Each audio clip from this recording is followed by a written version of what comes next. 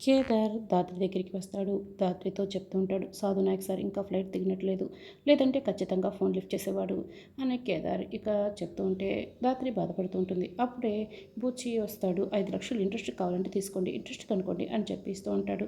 బావా, ఈ 5 లక్షలతో మా కష్టం తీరేది కాదు, మీరు మాపై చూపిస్తున్న ప్రేమకి చాలా సంతోషం అని కేదార్ అంటాడు. ఇక దాత్రి కూడా అవునంటుంది. అప్పుడే బామ్మ కారు దిగుతూ ఉంటుంది. అరే సుబ్బు వచ్చింది అని కేదార్ దాత్రి చాలా సంతోషపడుతూ ఆవిడ దగ్గరికి వస్తారు. వెనకే బుజ్జి కూడా వస్తాడు.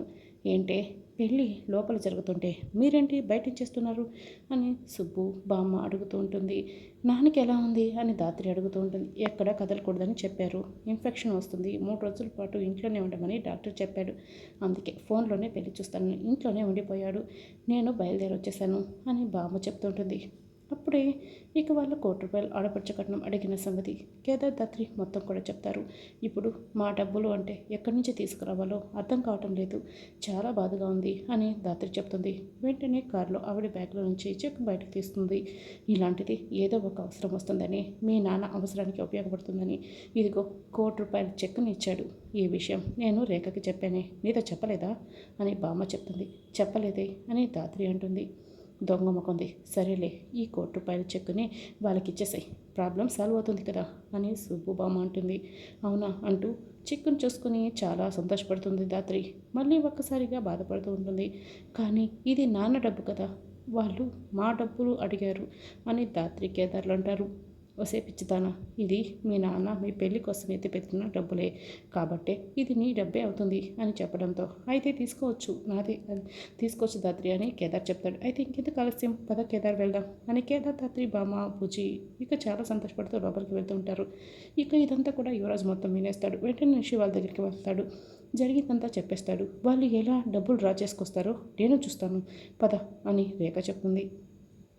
నిషి రేఖ ఇద్దరు కూడా ప్లాన్ చేసి మరి పని మనిషికి జ్యూస్ గ్లాస్ ఇచ్చి దాత్రి చెక్కు మీద రాస్తూ ఉంటే లోపలికి పంపిస్తారు. ఆవిడ ఇక ఆ జ్యూస్ని చెక్కుపై పోసేస్తుంది కావాల్సని.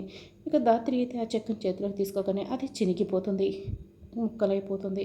ఏంటి, ఎవరే నేను జ్యూస్ తీసుకురమ్మంది, ఏంటి ఇలా చేసావు అని సుబ్బు కొప్పడుతూ ఉంటుంది. బామ్మ నువ్వు ఆగు అని, నువ్వు వచ్చి క్లీన్ చేయి అని దాత్రి ఇక అవన్నీ పంపించేస్తుంది. అప్పుడే రేఖా నిషి అక్కడికి వస్తారు. చాలా సంతోషపడుతూ, ఏంటే నీ వల్ల ఏది కాదు, కానీ నువ్వు ఈ పెళ్లి చేయలేనని అటు తప్పుకో, మేము పెళ్లి జరిపిస్తాం అని నిషి చెప్తుంది. అదృష్టం వచ్చి తలుపు తట్టిలోపే దరిద్రం నెత్తి మీద ఈ జగదాత్రికి తాండ్ వేస్తూ ఉంటుంది. దీనివల్ల ఏది కాదులే, వెళ్ళవే వెళ్ళు, అందరినీ పిలిచి నేను చేయలేనని ఒప్పేసుకో అని రేఖ చెప్తుంది. మీరు కిందికి వెళ్ళి అందరినీ కూడా హాల్లోకి రమ్మని చెప్పండి, వాళ్ళకి ఇవ్వాల్సింది నేను ఇచ్చేస్తాను కదా అని దాత్రి చెప్తుంది.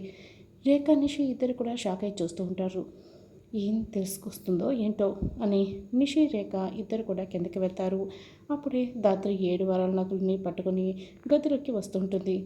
దాత్రి, ఏంటి అవి మీ అమ్మ నీకు ఎంతో ఇష్టంగా తయారు చేయించిన 7 వారాల నగలు, అవి ఇచ్చేస్తున్నావా అని కేదార్ అడుగుతాడు. అవునే, నువ్వు ఆ నగలు ఎలా అలంకరించుకోవాలో మీ అమ్మ మాటల్లో చెప్తున్నది నాకు ఇంకా గుర్తుకుంది, ఇవ్వకే వద్దే అని బామ్మ అంటుంది.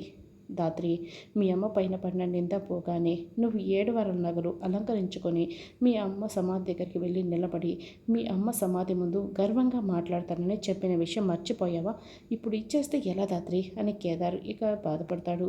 సిరి కంటే నాకు ఏది ఎక్కువ కాదు, నాకు సిరి పెళ్ళి నేను దగ్గరుండి జరిపిస్తానని మాట ఇచ్చాను నాన్నకి, అయినా సిరి నా సొంత చెల్లె ఉంటే నువ్వు ఇలాంటివన్నీ మాట్లాడతావు నాన్నమ్మ, కాబట్టి నాకు అడ్డుపడకండి అని దాత్రి అంటుంది.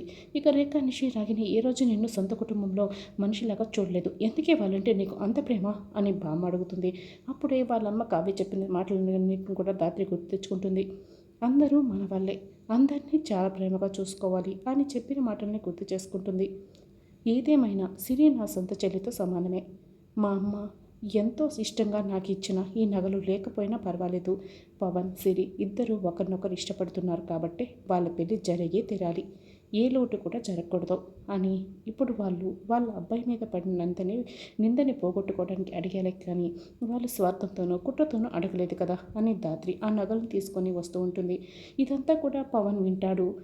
దాత్రి మంచితనాన్ని అర్థం చేసుకుంటాడు. కళ్ళనీళ్ళు పెట్టుకుంటుంటాడు. ఏమీ తెలియనట్లు అక్కడి నుంచి వెళ్ళిపోతాడు. ఇక దాత్రి హాల్లోకి ఆ నగల బాక్సును తీసుకొని వస్తుంది. ఏంటి, డబ్బులు తీసుకొస్తాను అది ఇదని చెప్పి బాక్స్తో వస్తున్నావు అని నిషి అడుగుతూ ఉంటుంది. ఇవి మా అమ్మ నాకు ఇచ్చిన 7 వారాల నగలు.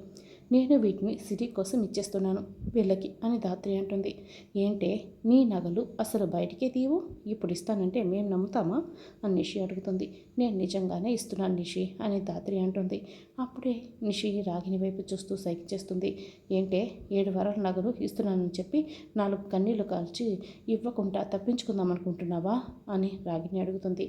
లేదత్తయ్య, నేను నిజంగానే ఇచ్చేస్తున్నాను. నా చెల్లి పెళ్ళి నేను జరిపించాలి అంటే, వీళ్ళు తల దించుకోకుండా ఉండాలి అంటే నేను ఈ నగల్ని ఇవ్వాల్సిందే అని ధాత్రి అయితే ఇస్తూ ఉంటుంది. జగదాత్రి, ఇంకొకసారి ఆలోచించు, మనం డబ్బులు అరేంజ్ చేద్దాం అని కౌశికి అంటుంది. లేదు వదిన, నేను నిర్ణయం తీసేసుకున్నాను, తీసుకోండి అత్తయ్య అని ధాత్రి ఇస్తూ ఉంటుంది. అప్పుడే ఆవిడ తీసుకోవడానికి చేతులు చాచి పట్టుకుంటూ ఉంటుంది. అప్పుడే పెళ్ళికొడుకు పవన్ అక్కడికి వస్తాడు. ఆగండి అని అక్కడికి అరుస్తూ ఉంటాడు. చూడమ్మా, ఇప్పుడు నువ్వు ఈ నగలు తీసుకోవడానికి నేను అస్సలు అంగీకరించనమ్మా. ఎవరో ఏదో మాట్లాడారని నువ్వు వదిన దగ్గర ఈ నగలు తీసుకోవడం నాకు ఏమాత్రం నచ్చలేదమ్మా. ఇవి వదిన 25 ఏళ్ళుగా దాచుకున్న వాళ్ళమ్మ జ్ఞాపకాలమ్మా. ఎలా తీసుకుంటావమ్మా? వదిన మాకు అవసరం లేదు అని పవన్ చెప్తాడు. లేదు పవన్, నేను మనస్ఫూర్తిగా ఇస్తున్నాను నా చెల్లి కోసం అని ధాత్రి అంటుంది. లేదు వదిన, అది మీ మంచితనం. మీ అమ్మ కోసం గుర్తుగా దాచుకున్న ఈ జ్ఞాపకాలని మేము తీసుకోం వదిన, మాకొద్దు వదిన. చూడమ్మా, ఇప్పుడు నువ్వు తీసుకున్నావనుకో, నేను సిరి ముఖాన్ని కూడా చూడలేనమ్మా. నేను గిల్టీగా ఫీల్ అవుతాను. ఎవరి కోసమో నువ్వేంటమ్మా ఇలా మాట్లాడి నగలు తీసుకోవడం అని పవన్ చెప్తాడు. అవునే, కౌశికి వాళ్ళ ఫ్యామిలీ గురించి నాకు చాలా బాగా తెలుసు. వాళ్ళ బంధుత్వంలో ఎవరు కూడా ఇలా మాట్లాడరు అని పవన్ అంటాడు. పవన్ వాళ్ళ నాన్న చెప్తాడు. చూడబ్బి పవన్, నువ్వు చిన్నపిల్లాడివి, నీకేం తెలియదు అని వైజయంతి చెప్తుంది. చూడండి పవన్ ఇప్పుడు పెళ్లి చేసుకోబోతున్నాడు, ఏమీ తెలియదని మీరు అలా మధ్యలో మాట్లాడతండి అని కౌశికి వైజయంతిపై కోప్పడుతుంది. అప్పుడు నాకు వద్దమ్మా, ఎవరో మాటలు విని నేను మాట్లాడాను అంతే. నేను నా తప్పు తెలుసుకున్నాను. సారీ అమ్మా జగదాత్రి, నాకు ఈ నగలు అవసరం లేదు అని ఆవిడ కూడా అంటుంది. అప్పుడు పర్వాలేదండి, తీసుకోండి అని చెప్పినా కూడా మీ అమ్మ జ్ఞాపకార్థంగా ఉన్న ఈ నగల్ని నీ దగ్గరే ఉంచుకోమ్మా, నాకొద్దు అని ఇక సుజాత చెప్పడంతో ధాత్రి సిరి దగ్గరికి వెళ్తుంది. సిరి తీసుకో, నేను నీకు ఈ అక్కగా ఇస్తున్నాను అని చెప్తూ ఉంటే, ఇవి పెద్దమ్మ జ్ఞాపకాలక్క, నేను తీసుకోలేను, నాకొద్దు అని సిరి కూడా చెప్తుంది. ఇవి అమ్మ ఆశీర్వాదం, పెళ్లి సమయానికి నీ దగ్గరికి చేరాలని ఇలా నీకు వస్తున్నాయి, తీసుకో సిరి అని ధాత్రి అంతా చెప్తున్నా సిరి అయితే వద్దంటుంది. ఒక్కసారిగా ధాత్రి మాటలకి సిరి ధాత్రిని హక్ చేసుకుంటుంది, బాధపడుతూ ఉంటుంది. ఇవి మా అమ్మ ఆశీర్వాదంగా నీ దగ్గరికి వచ్చాయి అని ధాత్రి ఇక వాటిని సిరి చేతిలో పెడుతుంది. అమ్మయ్య, మనస్పర్ధలన్నీ పోయాయి కదా, ఇక పెళ్లి పంట మొదలు పెడతాం అని కాచి అంటుంది. రండి రండి అంటూ ధాత్రి కేదార్ పెళ్ళికొడుకు పెళ్ళికూతుర్ని తీసుకొని అక్కడి నుంచి వెళ్తారు. బామ్మగారు, ఇక్కడ వాతావరణం చాలా వేడిగా ఉంది, ఎవరికో కాలిపోతున్నట్లుంది అని కౌశికి నిషి రేఖను రాగిని ఉద్దేశించి మాట్లాడుతుంటుంది. అవునమ్మా, నాకు కూడా అర్థమవుతుంది. ఏమే నిషి, పెళ్ళికొడుకు అమ్మని రెచ్చగొట్టి అలా మాట్లాడేలా చేసింది నువ్వేనని నాకు తెలుసు. సొంత చెల్లి పెళ్ళి ఆగిపోయేలా చేశావు కదా, అసలు నిన్ను పెంచిన వాళ్ళు అనాలే, నిన్ను కాదు. మీ ఇద్దరే ఇదంతా చేశారని నాకు చాలా బాగా తెలుసు. ఇప్పుడు కాదు, ఇంటికి వెళ్ళనివ్వండి, అప్పుడు మీ సంగతి చెప్తాను అని బామ్మ రేఖని నిషిని రాగిని తిడుతూ ఉంటుంది.